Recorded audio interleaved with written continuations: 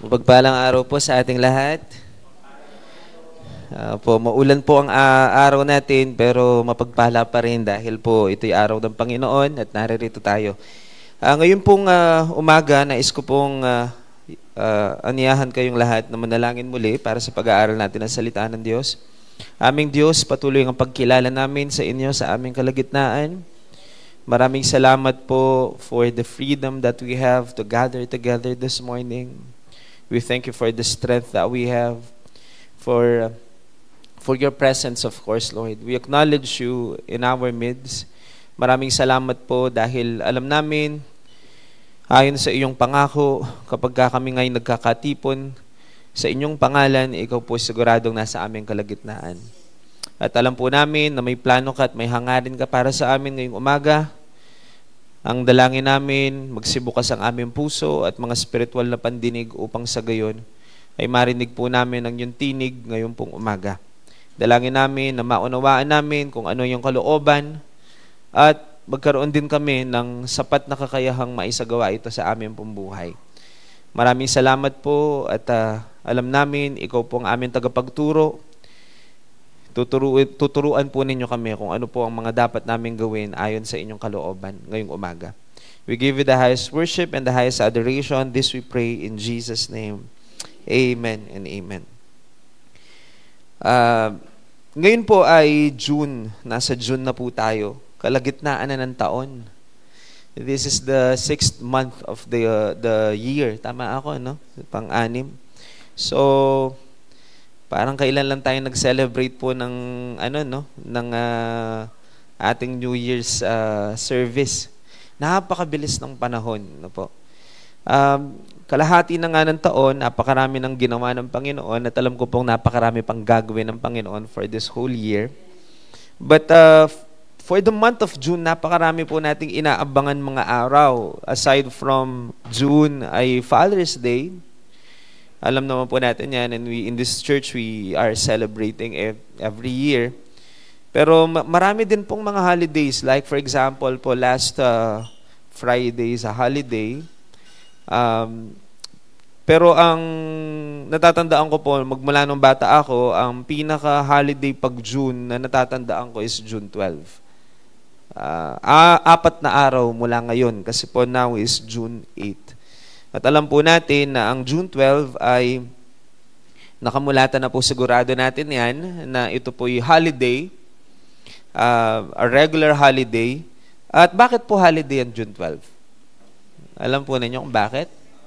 Araw ng Kalayaan. Actually po, kahapon dahil wala pong kuryente dito sa buong Porac, maaari pong marami sa inyo, katulad din namin, nagpahangin muna tayo sa mall po. Sino po dito yung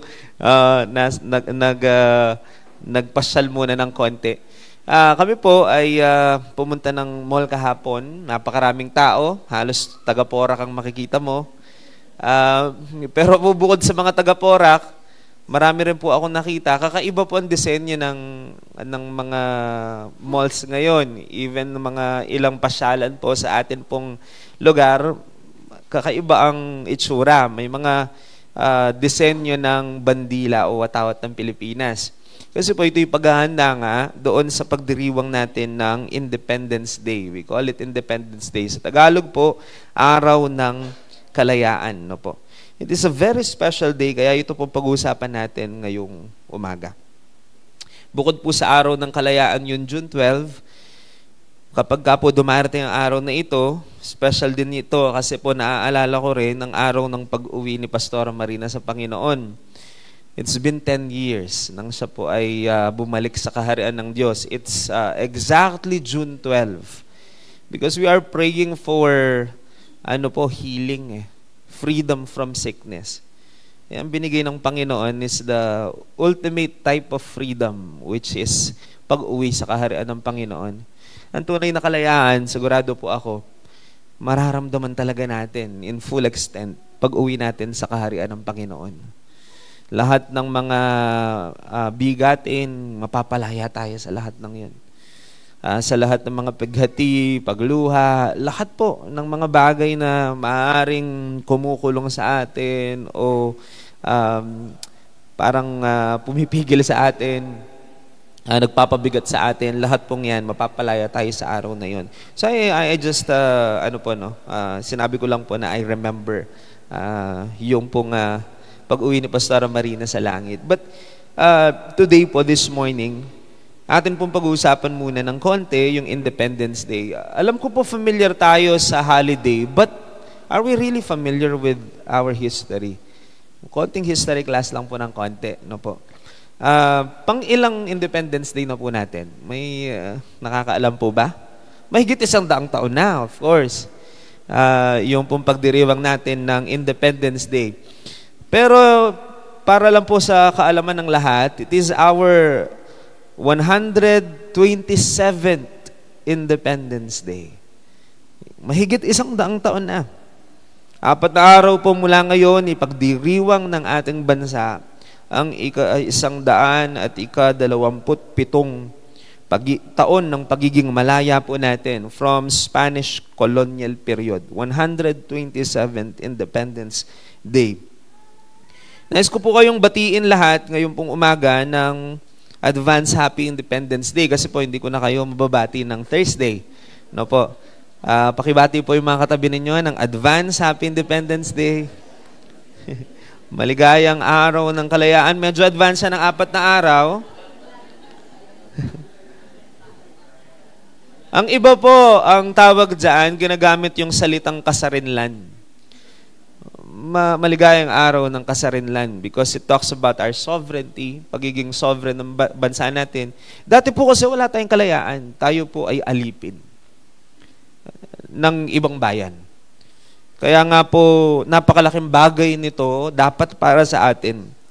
Alam ko po na nung binati po ninyo, yung inyong mga katabi, medyo may tawa ng konti. Ewan ko po, hindi ko po alam kung sa mukha ng katabi ninyo na natawa kayo, yung linawi kayo, or maaring maybe awkward ng konti ang pagbati. Kasi po, hindi naman tayo sanay na nagbabati ng maligayang araw ng kalayaan. Kung malapit na po ang Pasko, in fact, September pa mo, I will ask you to greet your seatmates ng Merry Christmas, Advance Merry Christmas. Hindi awkward yun because nakasanayan nating binabati ang ating mga kakilala ng maligayang Pasko. Pero ang pagbati ng maligayang araw ng kalayaan, mukhang hindi tayo sanay. It's awkward, no po? Naranasan na po ba ninyo na magising kayo ng June 12? Tapos pagkagising ninyo, binati yung asawa ninyo ng maligayang araw ng kalayaan na mo.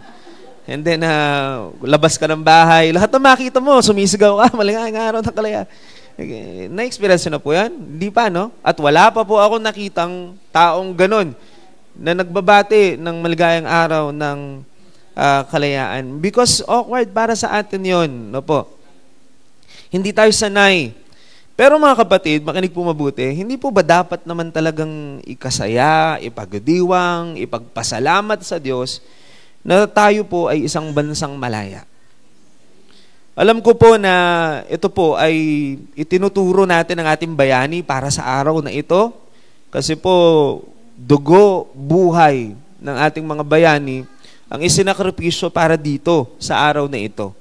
Pero, nais ko pong sabihin na kung wala rin ang Panginoon at hindi pinahintulutan ng Panginoon yan, ay hindi mapangyayari ang mga bagay na ito. Kahit po kalayaan ng ating bayan ay niloob ng Panginoon. At ito po ay simbolo ng kabutihan ng Panginoon sa atin pong bansa. Inaanyahan ko po ang lahat na ipagdiwang ito kahit papaano. At isipin po na kung gaano kabuti ang Diyos para sa ating bansa dahil po dito sa araw ng kalayaan. No po. Pa-adjust ng konti siguro yung mga aircon. Oo, maraming ng konti. Okay. Diretso na lang po ako, no? Balik po ako dito. Dahil po 4 days from now is Independence Day, pag-usapan lang natin ang konting history natin. Tinatawag po natin itong Independence Day, June 12, 1989. Alam po ninyo yan? Nag-aral naman po tayo, elementary pa lang. Alam natin na napaka-special ng araw na yon. Ibinagayway daw po sa kauna-unahang pagkakataon ang bandila ng Pilipinas sa Kawit, Cavite ni Emilio Aguinaldo. At kauna-unahang pong narinig in live performance sa public ang lupang hinirang sa panahon na yon. Kaya nga po 127th Independence Day, kasi po kung itatrace natin, 127 years nang nakalipas noon. That's June 12, 1989. Pero alam po ba ninyo mga kapatid na kahit pa po na ibinagayway ang ating bandila at sumigaw ng kalayaan ang mga Pilipino noong panahon na yon, hindi kinilala ng sa international scene ang pagka-independyente ng ating bayan. Though we are shouting freedom, pero internationally hindi tayo kinilala. Hindi kinilala yon na ang bansa natin ay independent. In fact, ang sinasabi po ng ating history, nagkaroon lamang ng tinatawag na, pwede nating tawagin na under the table agreement between the Spaniards and the USA, ang Amerika. Kasi po, ewan ko po if you know, na binenta tayo ng Spanya sa Amerika for the sum of $20 million sa panahon na yun. Kaya po, internationally, hindi naman talaga nila kinilala na tayo po ay malaya. Kasi po, pinag-uusapan sa ibang bansa, binenta lang tayo. From the Spaniards, papunta sa mga Americans. Pero noong July 4, 1946, ang Republic of the Philippines po was formally recognized as independent. Pero yung July 4 po ay hinango sa Independence Day ng Amerika. So noong 1946, hindi na June 12. Nag-start po ito ng June 12. Pinalitan nila noong 1946 ng July 4. Pero ng 1962, from 1946, papuntang 1962, July 4, ang pinagdiriwang nating araw ng kalayaan. Pero noong 1962, under President Diosdado Macapagal, nag-issue siya ng Proclamation number 28, series of 1962, na minumove ulit yung date ng Independence Day from July 4 papuntang June 2. Bilang pag-alala nga po nung proclamation ni Emilio Aguinaldo sa Kawit, Cavite noon. So from July 4, linipat ulit at ibinalik ng June 12. Na po.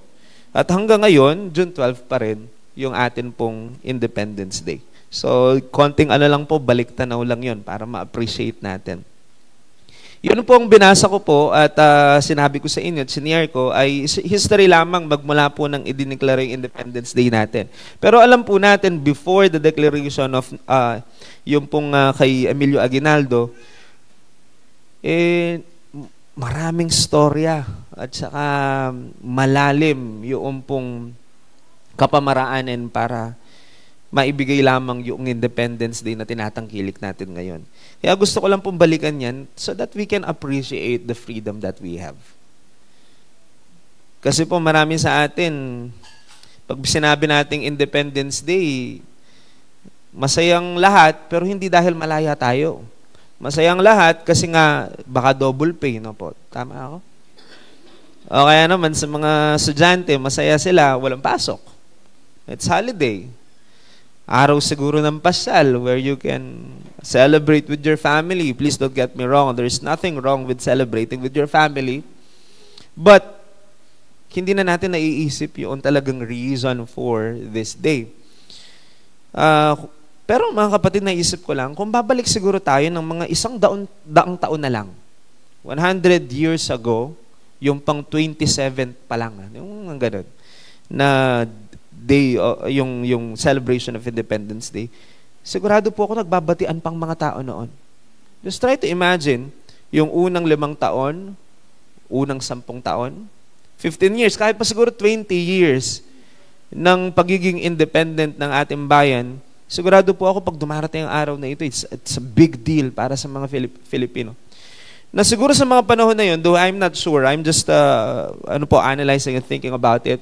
Kapag siguro pong binati mo ang isang Pilipino sa panahon noon, mga 100 years ago, ng Happy Independence Day, maligayang araw ng kalayaan, sigurado po ako may pagluha pa siguro sa mata ng kagalakan para sa kanila. Yung pong mga tao noon, 100 years ago, damang-dama nila ang kahulugan ng kalayaan. Unang-una, sigurado po ako, kaya po sila mapapaiyak at damandamayan kasi nga po, naranasan nilang maging alipin eh.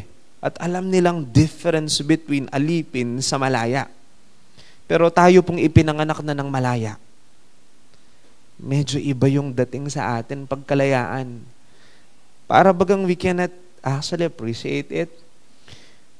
Maraming mga tao, hindi ko naman po nilalahat, pero maybe siguro po, hindi natin naranasan yung pagiging alipin, kaya pag sinabing malaya, mababaw yung ating notion about it and idea about it. May nabasa nga po ako, hindi mo ma-appreciate daw ang matamis kung hindi mo natikman ng mapait.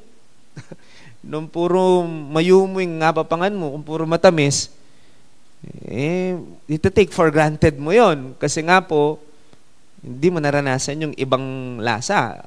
Ang kalayaan, akala kasi natin, dahil inborn sa atin yon, hindi masyado nating na-appreciate yon.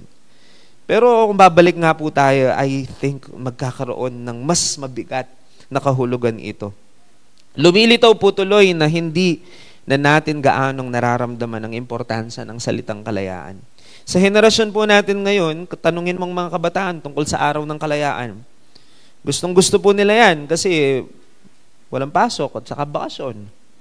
Kahulugan ng kalayaan sa henerasyon po natin ngayon, malayang mamasyal kasi baka walang trabaho. O magtatrabaho nga man, may double pay. Yun ang usually nagbibigay ng kaligayahan.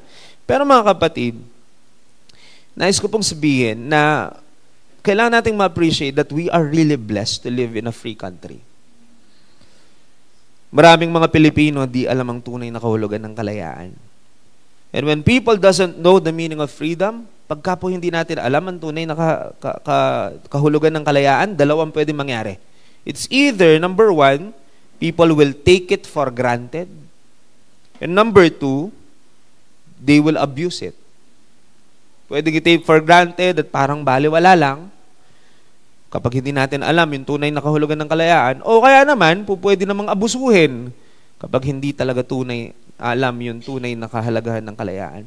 Marami pong ganyan. You can see around us, people na taking for granted the freedom. There are people naman na they are abusing it.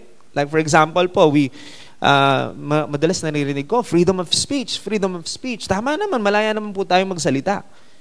Pero some people, they abuse it. Ginagamit yung kalayahang magsalita para makapanakit ng tao, at para bagang ang boses lang nila importante, etc. So, people are abusing it, or people are taking it for granted. Ang reason behind those two things is maybe many people doesn't really know the meaning of freedom. Hindi natin alam ang tunay na kahulugan nito. Our nation po, itinalaga ng gobyerno ang June 12 bilang pag-alala sa paglaya natin mula sa pagkaalipin ng mga Kastila. Mahigit 100 taon na nakakaraan. Yan po siguro ang dahilan kung bakit wala na masyadong dating sa atin because 100 plus years nang nilabas. Yan po. Di kasi natin naranasan ng maging alipin dahil sa mahigit 100 taon na nga po ang nangyari. Yung mga bagay na ito. And naisip ko lang po, as time goes by, the impact of the message of freedom nawawala. As time goes by. 127. Kundi pa dumating ang Panginoon, yung pang 200th year natin. O mga susunod pang maraming taon na ipagdiriwang natin ito. Kung ngayon lang, medyo hindi na natin masyadong, marami pong mga Pilipino, hindi na masyadong isineselebrate ito. Paano pa kaya sa mga susunod pang panahon? Kasi po, kung mapapansin ninyo, habang tumatagal, lumalabo yung kahulugan ng freedom o independence sa isip ng mga Pilipino. Marami pong mga, nais ko pong balikan lang, nakakalimutan nating maraming buhay ang naibuwis para makuha lang natin ito. Ang sabi po nila, yan daw po ay dapat ipagpasalamat natin sa ating mga dakilang bayani. Pero ngayon pong umaga, gusto ko lang pong pag-usapan natin ang pagiging malaya pero sa ibang konteksto. Idinikit ko lang po ito because we will celebrate Independence Day on June 12. That's Thursday. Pero pag-usapan natin ibang klaseng kalayaan. Hindi na po natin pag-usapan si Jose Rizal, Bonifacio, Apolinario Mabini, though we recognize them. May bahagi sila sa kalayaan po natin. Ang pararangalan po natin ngayong umaga ay ang pinakadakilang bayani natin na nagbuwis ng buhay para sa kalayaan natin. At palagay ko po, alam po ninyo kung sino sinasabi ko. Kasi higit pa po sa pagkaalipin sa ibang bayan, tayo po ay tunay na naalipin sa kasalanan. Ang bawat isa sa atin may istorya ng nakaraan. May tinatawag tayong old. Kaya nga sinasabi ng Bible, old life, I call that old life. Sabi ng Bible, pag tinanggap mo ang Panginoon, the old has gone, the new has come. Pero may kwento tayo ng nakaraan kung saan tayo po'y alipin ng kasalanan. Alipin ng mga bagay-bagay sa ating pong buhay na nagpapabigat sa ating buhay. Pero pinalaya tayo ni Kristo. Ang isa po sa automatic na ginagawa ng Panginoon kapag tayo nare-regenerate, kapag tayo po ay nakaka-experience ng born-again experience, the day you have accepted Jesus, is yung pagpapalaya ng Panginoon. Pero dahil po sanay ang tao na alipin, magkakaroon ng konting adjustment period yun eh. From your old life, transitioning to the new life. But yung kalayaan ng Panginoon, ako po, naniniwala ako, binibigay talaga niya yun the day you have accepted Him. Malaya ka ng gumawa ng mabuti, malaya ka ng tanggihan ang gawa ng kaaway at mga kasalanan sa buhay natin, pinalaya tayo ng Panginoon. But it will take some effort to adjust. Because sanay tayo doon sa pagkaalipin sa mga bisyo, sa mga kasalanan, transitioning to the freedom na binigay ng Panginoon sa atin. At yan po ang pag-uusapan po natin ngayon. No? Bakit po importanteng balikan natin ito? Mga kapatid, yun nga pong kalayaan ng ating bayan na 100 taon pa lang mahigit, ay medyo lumalabo na sa atin. Yun po kayang kalayaang naibigay mahigit 2,000 taon nang nakakaraan. I'm talking about what Jesus has done in order for us to save us. Naisip ko lang po yun kasi po yung atin ngang kalayaan bilang isang bayan, 100 years plus pa lang, medyo hindi na-appreciate ng maraming Pilipino. Yun pa kayang nangyaring 2,000 taon na mahigit ang nakakaraan. And maybe that's also the reason why many people know na may kasamang freedom ang pagtanggap sa Panginoon pero hindi masyadong na-appreciate. At ngayon po, ang panalangin ko ay makuha po natin ito. Actually po, I have prepared 2 messages this morning. Kung maaga-aga po ako matapos sa una, itutuloy ko ng konti dun sa pangalawa. Pero let's just see kung saan po tayo i-lead ng Panginoon. But I want to yan po kanina po pa po dapat pala yung finlash pero naibati ko na po kayo. So I want to move dito sa ating first verse this morning. 2 Corinthians chapter 3, verse 17. Ang sabi ng Bible, now the Lord is the Spirit. And where the Spirit of the Lord, there is freedom. This morning po, we will just appreciate the freedom that the Lord has given us. Malinaw po dyan sa salita ng Panginoon na kung nasaan daw po ang Espiritu ng Diyos ay may kalayaan. Na kapag pinagharian tayo ng Espiritu ng Diyos sa ating buhay, ang isa sa magiging resulta ay pagpapalaya sa atin. Because there is freedom where the Spirit of the Lord is. In Galatians chapter 5 verse 1, sinasabi ni Apostol Pablo ang mga salitang ito, malaya na tayo dahil pinalaya tayo ni Kristo. Kaya magpakatatag kayo at huwag nang paalipin pang muli. Napakalinaw po ng sinasabi ng salita ng Panginoon sa atin. Ang sinasabi po niyan, ang talatang ito ay nagsimula. This text begins with a clear and refreshing statement that we have freedom. Pero klaro rin kung sino daw nagpalaya sa atin. Ang nagpalaya sa atin ay si Kristo. Yan ang sabi sa atin. It is a declaration of fact that we are free. Malaya na tayo. At sinabi din po, bakit tayo malaya? Dahil pinalaya tayo ni Kristo. malaya sa pagkaalipin ng kasalanan, malaya na magpuri sa Kanya, sumamba sa Kanya, may kalayaan tayo dahil sa ating Panginoong Hesus.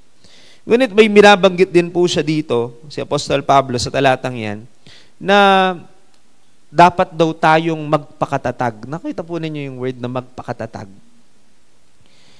Dapat daw po tayong magpakatatag. Malaya na tayo, pinalaya tayo ni Kristo. Pero ngayon tayo malaya na dahil sa pagpapalaya nga ni Kristo, kailangan daw tayong magpakatatag. Gusto ko lang pong i-emphasize yung salitang yon, no? Binanggit po kasi ni Apostol Pablo yon, yung word na magpakatatag. Ang question ko po, bakit binanggit yon? Bakit may kasamang kailangan magpakatatag daw tayo?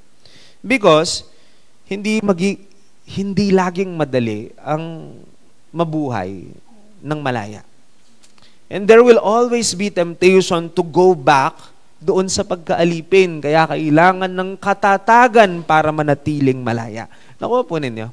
Pinalaya tayo ni Kristo, malaya na tayo. Pero kailangan tayong maging matatag because the enemy, ang kaaway po natin, will try to bring us back to slavery again.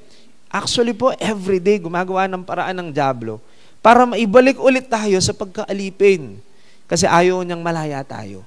Kaya kailangan tayong maging matatag upang sa gayon, tayo po ay hindi na bumalik sa pagkaalipin pangmuli. Yung sinasabi ng Biblia, though there will be temptations to go back to slavery again, pero huwag tayong bibigay. Magpakatatag tayo, huwag nang paalipin pangmuli.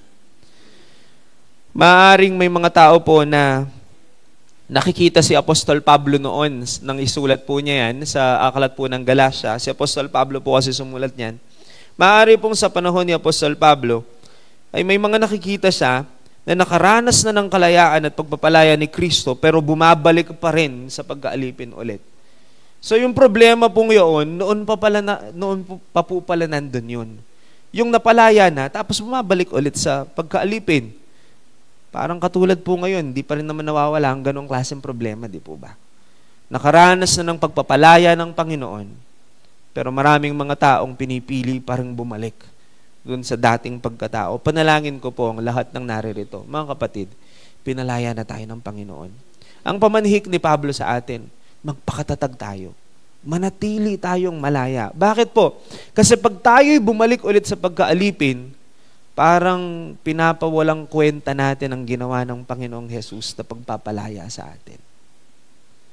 Ipakita po natin na kung gaano kahalaga para sa atin ang pagpapalaya ng Panginoon, kaya po kailangan ay magpakatatag tayo upang sa gayon tayo'y manatiling malaya. Ito din po ang sinasabi ng sulat ni Apostol Pedro, because Galatians is from Paul and also Peter. Si Apostol Pedro po ay may sulat din patungkol dito na pareho ang sinasabi. 1 Peter chapter 2 verse 16, mamuhay kayong tulad ng mga taong malaya. Subalit, huwag ninyong gawing dahilan naman sa paggawa ng masama ang inyong kalayaan.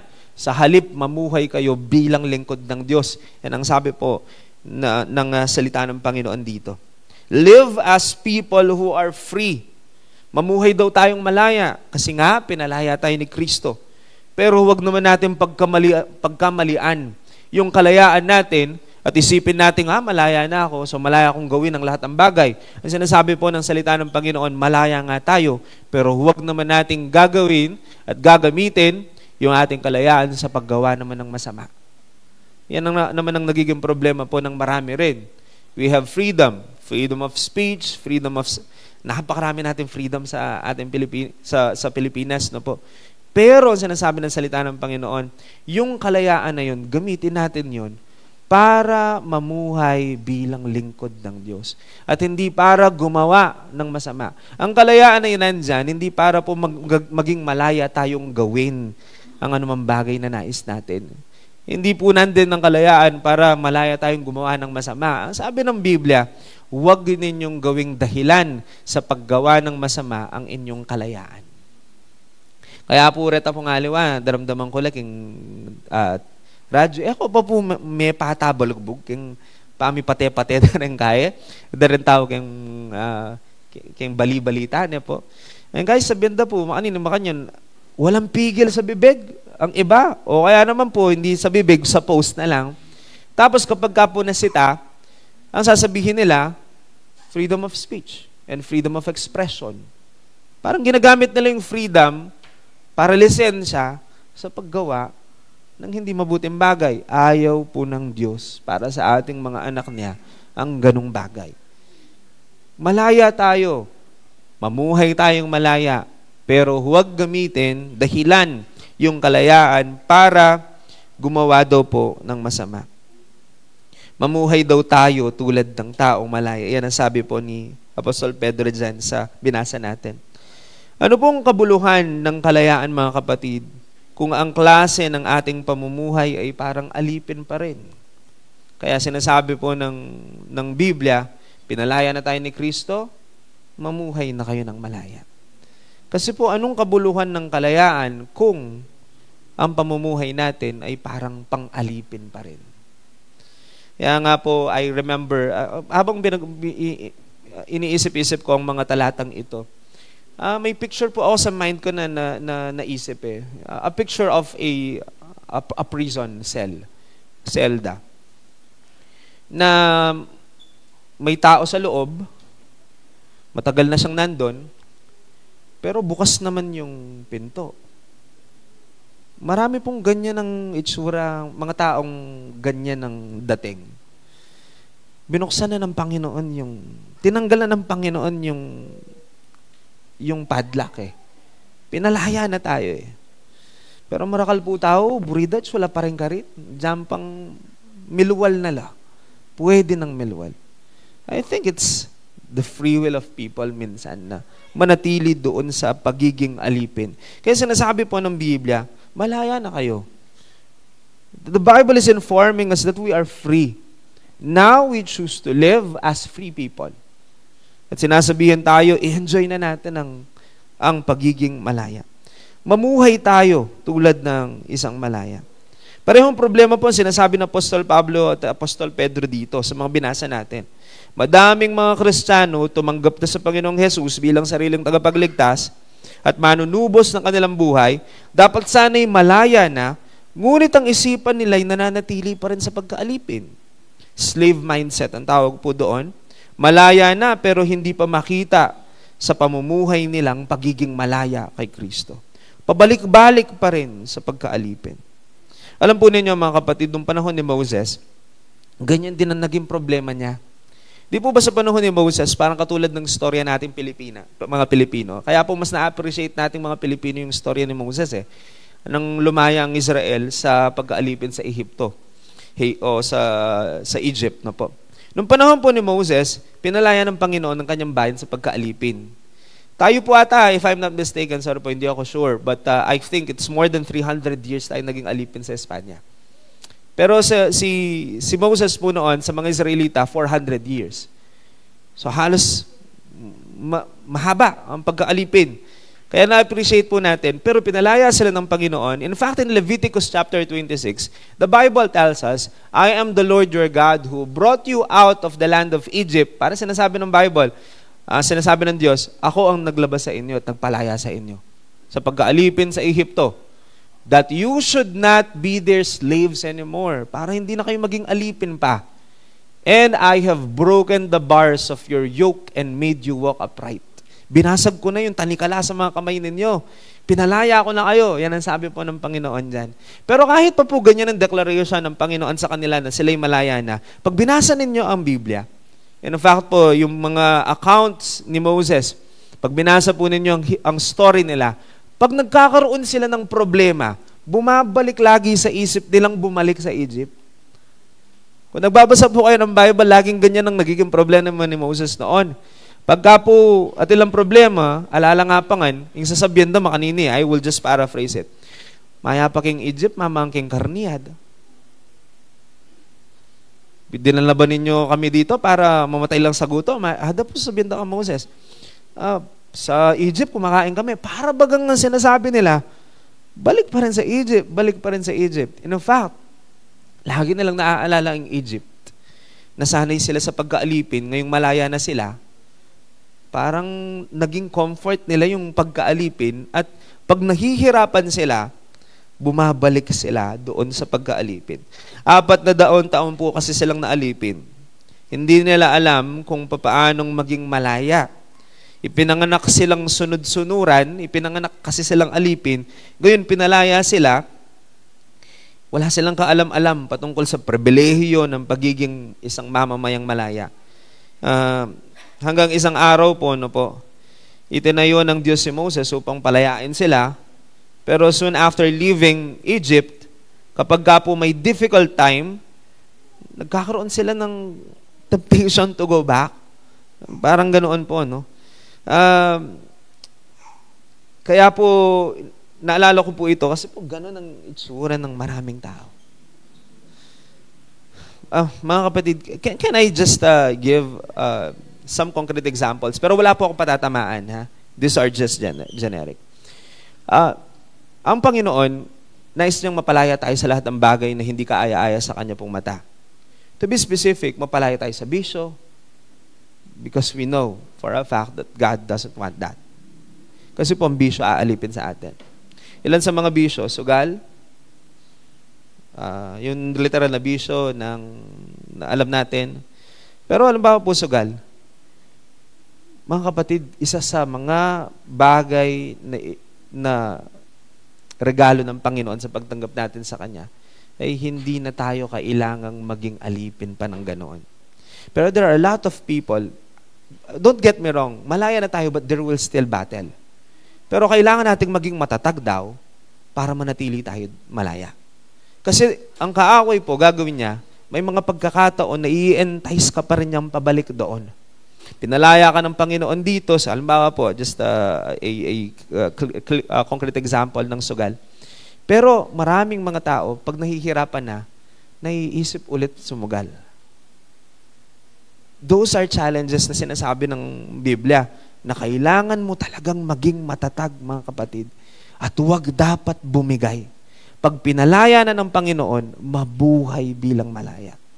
Yun po ang sinasabi ng salita ng Panginoon. Katulad ng mga Egyptians, pinalaya na sila ng Panginoon. Pero may mga temptations pa rin sa kanila in their hearts to go back. Labanan natin yun, mga kapatid. Ang nais ng Panginoon para sa atin, manatili tayong malaya. Malaya tayo dahil pinalaya tayo ni Kristo. Mga kapatid, paalala ko lang po, buhay ni Kristo sa krus ang naging kabayaran ng ating kalayaan. Hindi yung simpleng bagay lang. Napakamahal ng kabayaran ng kalayaang tinatamasa natin. Kaya pamanhik ng Biblia, manatili tayong malaya. Maging matatag tayo.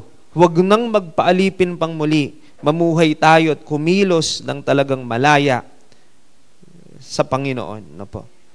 Balik lang po ako sa 1 Peter chapter 2 verse 16. Binasa na po natin yan kanina. Sabi po dyan, mamuhay kayong tulad ng taong malaya. Huwag naman ninyong gamitin dahilan sa paggawa ng masama ang inyong kalayaan. Sa halip, mamuhay kayo bilang lingkod ng Diyos. Pabalikan din po natin yung Galatians chapter 5 verse 13. Ganito rin ang sinasabi ni Apostol Pablo, mga kapatid, tinawag kayo upang maging malaya. Ngunit huwag naman ninyong gamitin ang inyong kalayaan upang masunod ang hilig ng laman. Parehong-pareho po. Magkaiba lang siguro ang pagkakabanggit. Pero yung hilig ng laman is paggawa ng masama. Na po, huwag gamitin ang kalayaan para bagang lisensya sa paggawa ng masama.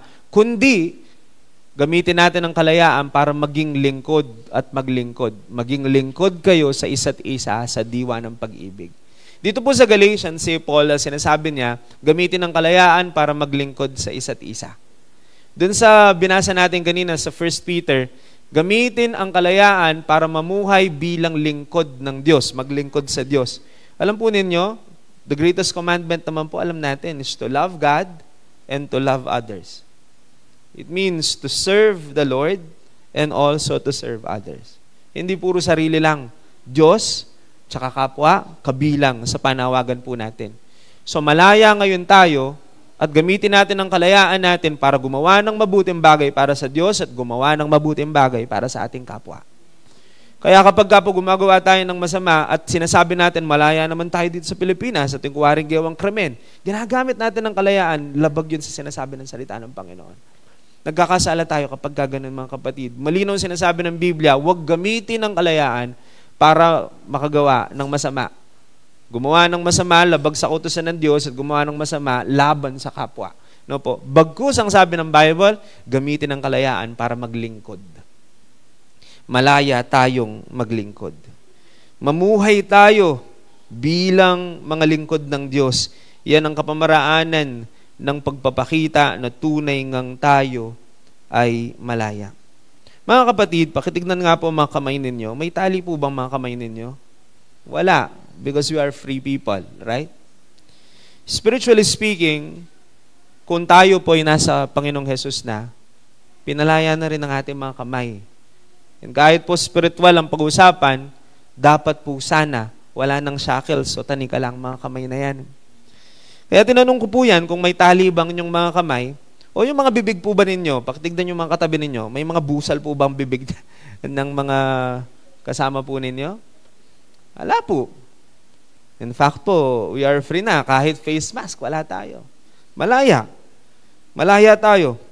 Kung magkagayon po, kung wala naman palang tali ang ating kamay at wala naman palang busal ang ating bibig, may kalayaan pala tayong gumawa sa ating kamay at magsalita sa ating bibig, mga kapatid, bakit po maraming mga Kristiyano tao na kapag nagpupuri sa Panginoon, parang nakatali pa rin ang kamay at parang may busal pa rin ang bibig? Yan ang sinasabi po ng salita ng Panginoon na pinalaya na tayo, pero pag nagpupuri ka, parang alipin ka pa rin. Makatali ka pa rin nasbuk, makatali ka pa rin gamat. Ba't kaya bigat na bigat ang ating kamay na pumalakpak, taas ang kamay natin sa Panginoon, hiyang-hiya tayo, may nakakahiya ba sa pagkamalaya? Ang nakakahiya po, yung alipin. There is no shame anymore kapag malaya na tayo. Pero maraming mga tao, pinalaya na ng Panginoon, pero pag tinignan mo, para pa rin silang alipin. Kaya nga, sinasabi ng Biblia, malaya na tayo. Gawin ang mga bagay-bagay para sa Diyos. Malaya tayong gawin ang lahat ng yan. Kaya po mamuhay talaga tayo para parang mga taong malaya. Yan ang sinasabi ng salita po ng Panginoon. Hindi na nakatali ang ating kamay para gumawa ng mabuti. Malaya nga tayo. Wala namang pumipigil po sa atin, mga kapatid. In fact po, malayang-malaya kang buksan mo yung Biblia kada araw. Walang restriction. Malaya tayong gawin yan. Napakarami nating dapat gawin dahil tayo malaya. Pero hindi natin ginagawa. Kaya sinasabi ngayon umaga ng Biblia sa atin, ng salita ng Diyos, pelayaan na kayo. Wala nang taling yung mga kamay, physically or spiritually speaking. Kaya kailangan pong mamuhay tayo at ipakita natin tayo'y tunay na malaya. Kung magpupuri tayo, magpuri bilang taong malaya. Wala nang busal ang ating mga bibig, kaya magpuri ng parang malaya. Hindi po yung magpupuring parang alipin. Tamo po pabo rin na sabi na ning kalaban, pasensya na po, kakapampanganin ko, tatagalogin ko lang later. Aluwaya mo rin kasi po yung impact na ning kapampangan eh. But later po sa mga Tagalog, tatagalogin ko. Yung kapampanganan kay Pampu. Tampu sana papaborin na sabi na po ning kalaban tamo, Satanas, na andyang kay taling gamat na yan eh. Yan eh, mampalakpak yung king. Andyang ko ni tali asbuk yan. Naman magsalita yan para kang gino.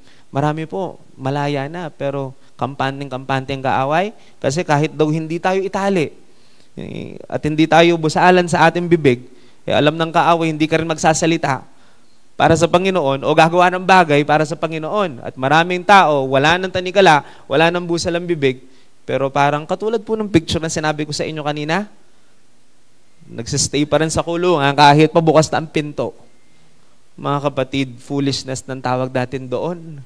Hindi na po kaawa-awa. Yun, no po. Pero ganoon ang marami, mga kapatid.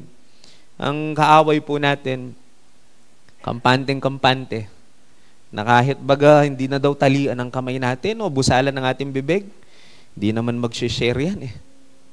Hindi naman papalakpak yan, pabayaan na natin. Para po bagang kampante siya, because there are many people free na tayo, pero we still have that slave mentality. At ang panalangin ko, mapalaya tayo talagang tunay sa mga ganong klaseng bagay. Malaman po natin kung ano ang binigay sa atin ng Panginoon. Galatians chapter 5, verse 13, sinasabi yan, tinawag kayo upang maging malaya. Ngunit huwag namang gamitin ang inyong kalayaan upang masunod ang hilig ng laman, kundi magkaroon kayo sa isa't isa sa diwa ng pag-ibig. Maglingkod kayo sa isa't isa sa diwa ng pag-ibig. Mga kapatid, ang panalangin ko po makuha natin ito. Ako po, kapag umaga, lagi ko pong inumpisa ng araw ko sa pananalangin. Palagay ko po pare-pareho tayo. I think that's normal for us to pray. At lagi kong ina-anticipate at iniisip kung ano po ang pwede kong gawin para sa Panginoon sa buong araw. Because alam po ninyo, tayong mga Christian, di na lang tayo nabubuhay para sa ating sarili, para sa Diyos. At maganda rin po yan. Binabasa ko po ulit ang mga talatang yan, preparing for this message. Naisip ko po na napakaganda sa bawat umaga na lagi nating ipinapaalala sa ating sariling malaya tayo ngayong araw. Malaya tayong gumawa ng mabuti sa ating kapwa, maglingkod sa Diyos ng malaya. In fact po mga kapatid, allow me na po ako dito, wind up na ako. Naalala ko po bigla yung nangyari sa atin nung pandemic. Hindi po ba ninyo na-appreciate ang kalayaan natin? Pero medyo matagal-tagal na rin nang tayo po'y pinahintulutang muli na magkasama-sama. Ano po? At katulad po ng sinasabi ko, parang effect yan na kapag tumatagal, parang lumalabo yung kalayaan. Pero mga ilang taon pa lang naman, 2020, halos buong 2020 po, di tayo nag-meet, mga 2021, mga 50%, 70%, paunti-unti, ano po? Pero siguro po mga 3 to 4 years nang nakalipas nang tayo po'y pinayagan ulit. Pero di po ba, naranasan natin yan na deprive sa atin yung freedom natin. Freedom na to gather together. Tapos po, naalala ko noon, habang nasa bahay ako, hindi ko ma-explain ang pakiramdam ko. Na alam kong Sunday, pero nasa bahay ako.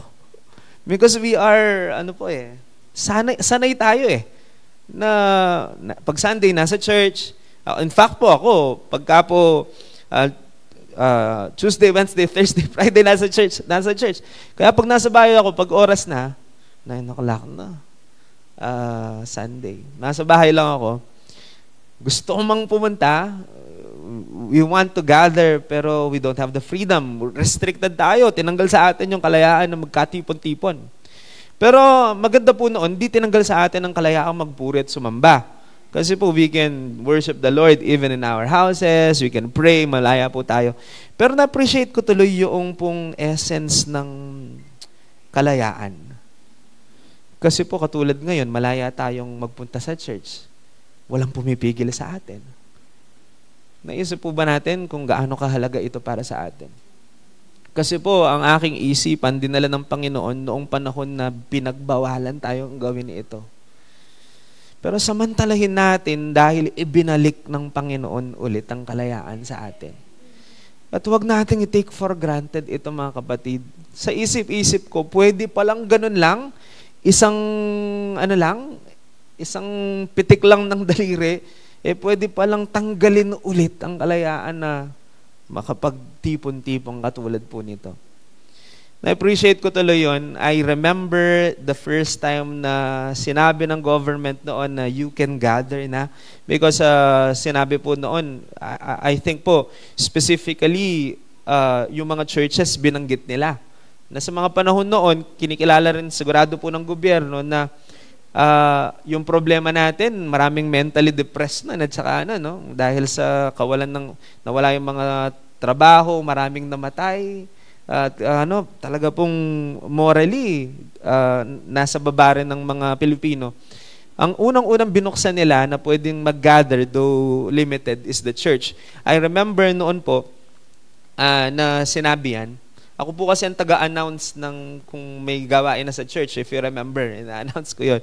Lagi kung ano po yung mga dapat gawin with respect to the protocol of the government. But I just remember nang sabihin nilang pwede nang mag-gather together. Ang saya-saya ko. parang may nawala. Parang ang pakiramdam ko po, hindi ko ma-explain feeling ko, pero I'll try to explain it. Parang nakakulong ako sa box, tapos binuksan yung box. Pwede ka na yan. Itong iba sa pakiramdam. Pero every Sunday ko pwede na pong kay. And tumakbo ang panahon, 3 years from now. Ganun parang kaya same feeling natin, mga kapatid. O medyo lumalabo na yung pakiramdam natin ng pagiging malaya. Nakakalimutan natin. Kasi po, if we just know kung ano po ang reason why we have this freedom, imposibleng matake for granted natin ito. I want to challenge everyone po na to live as free people. Yan po ang balik natin sa Panginoon. Na parang pinapakita natin sa Panginoon na hindi na walang kabuluhan ng pagpapalaya sa atin. Kasi nakikita niya tayong nabubuhay ng malaya. Hindi na tayo kailangan pang, though there will be struggles and fights and battles in life. Battles, temptations. Because the enemy will try na po, na ilayo muli tayo sa Panginoon. Pero sabi ng Biblia, malinaw po, sinasabi ng Biblia sa atin, magpakatatag tayo. Huwag sayangin yung kalayaang meron tayo. Mabuhay tayo ng malaya. Hindi ko po ma-explain ito at I cannot think about ways na may-apply ito. Pero I pray that the Lord will teach us on how to apply these things sa buhay at personal na buhay natin. Kasi magkakaiba po tayo ng kwento at buhay. Pero mga kapatid, sinasabi ng Panginoon sa atin, pinalaya na tayo.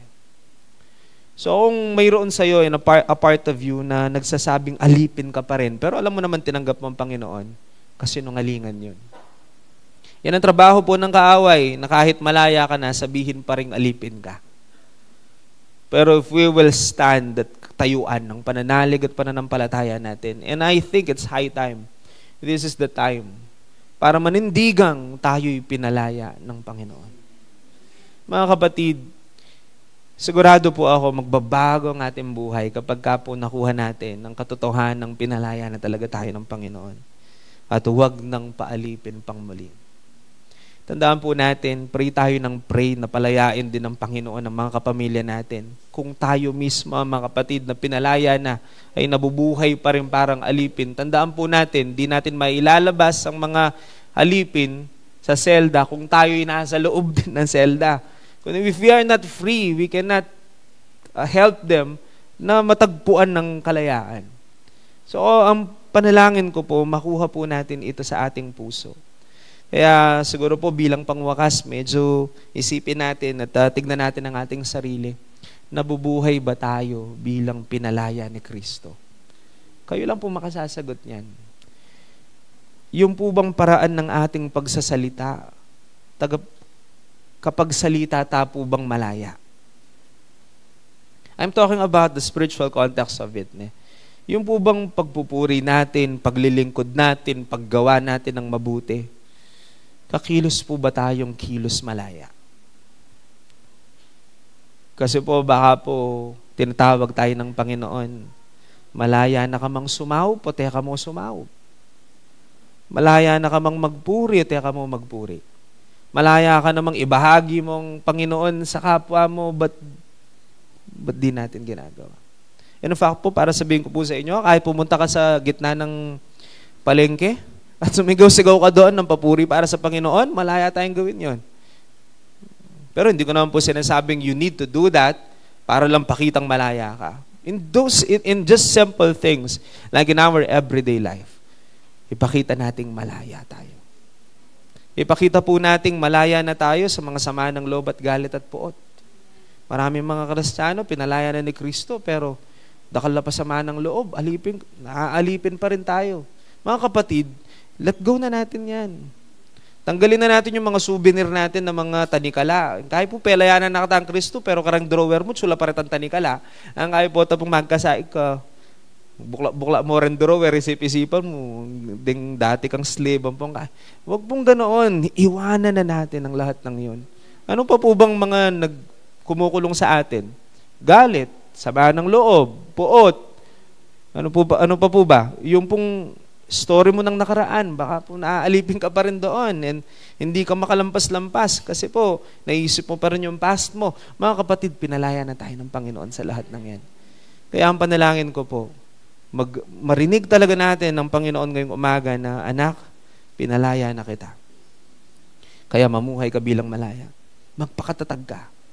Kaya the next time po na mag-struggle tayong muli at parang natitempt tayong muli na balikan yung dating buhay, panalangin ko po, marinig natin ang salita ng Panginoon, ang tinig ng Diyos na nagsasabing, magpakatatag ka. Pinalaya na kita, huwag nang magpaalipin pang muli. Yan po ang mensahe ng kalayaan para sa atin. Araw-araw, inaalala natin yan. And of course po, we remember our greatest hero of all, ang ating Panginoong Jesus. Ibinigay niya ang kanyang buhay. He is the perfect sacrifice for our sins. Marami tayong mga bayani, kinikilala natin. Meron pa tayong tinatawag na pambansang bayani, though pinagdidebatihan po yan hanggang ngayon.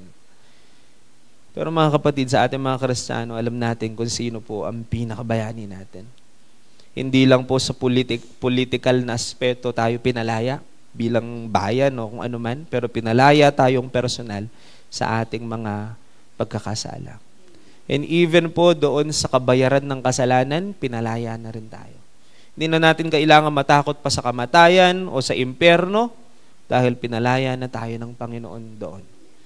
So kung tatakutin tayong muli ng kaaway na ganito, ganyan, pwede nating sabihin ng diretso na hindi na ako alipin mo, pinalaya na ako ni Kristo.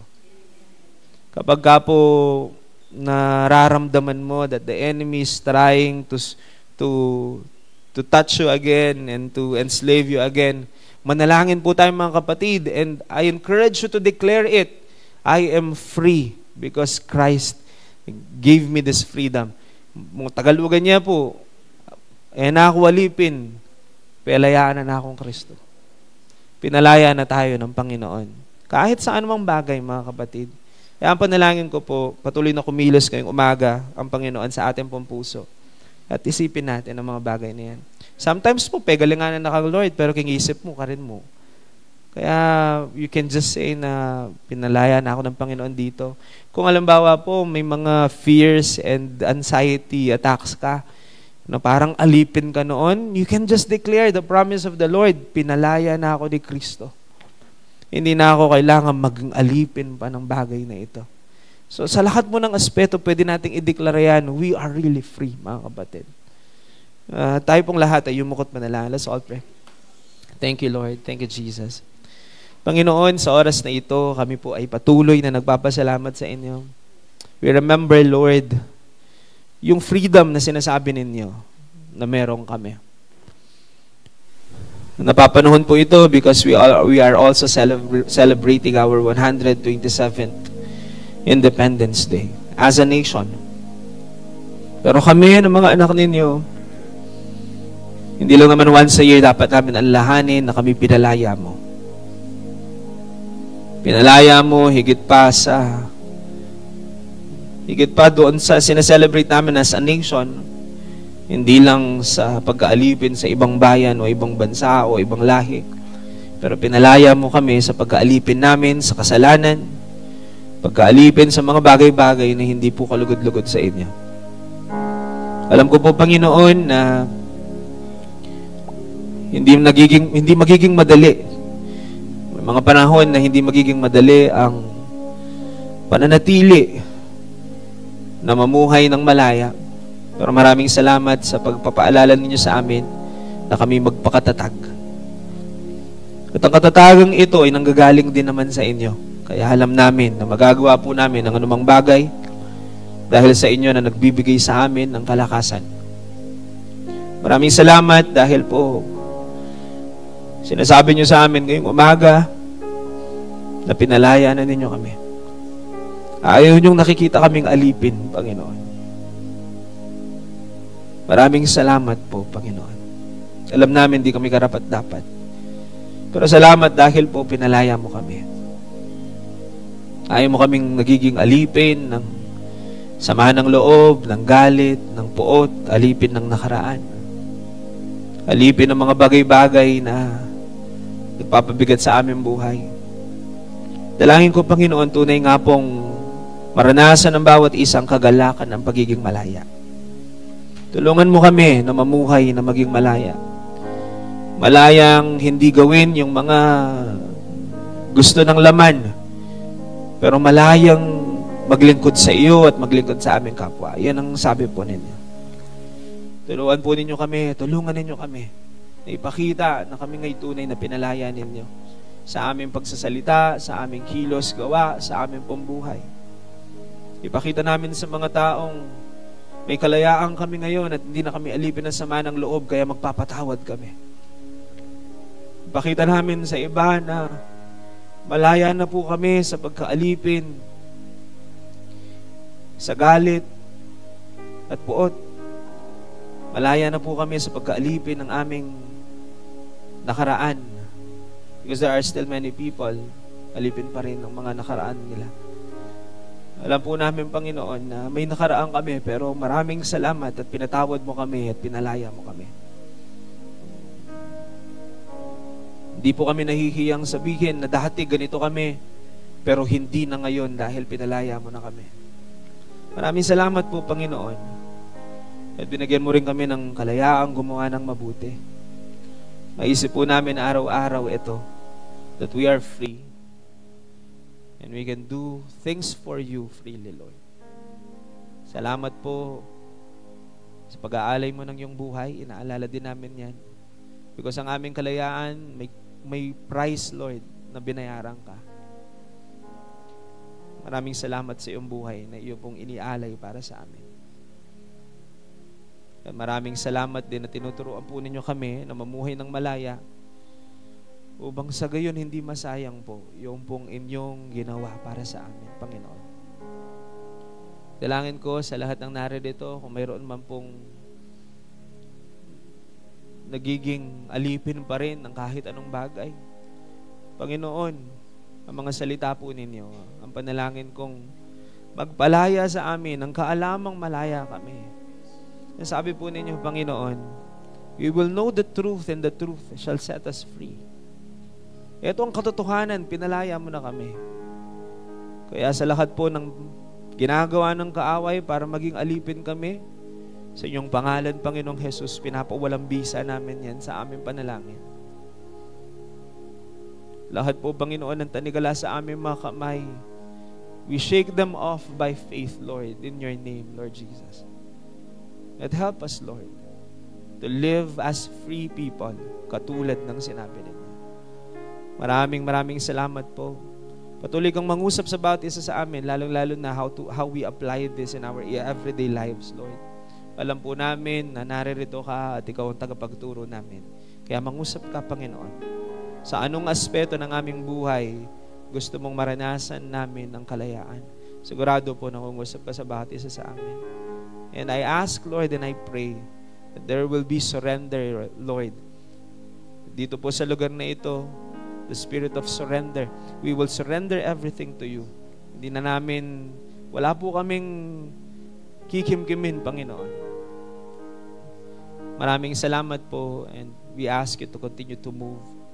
And even, Lord, as we continue this service sa pag-alala namin ng inyo pong pagkabatay sa krus ng Kalbaryo through our Holy Communion, we pray and ask, Lord, na kami po ilinisin ninyo ang aming puso, ang aming isipan, nang sa gayon maging karapat-dapat ang lahat ng aming gagawin sa inyo pong banal na harapan. We give you all glory, all honor, Lord, all praises. This we pray in Jesus' name. Amen and amen.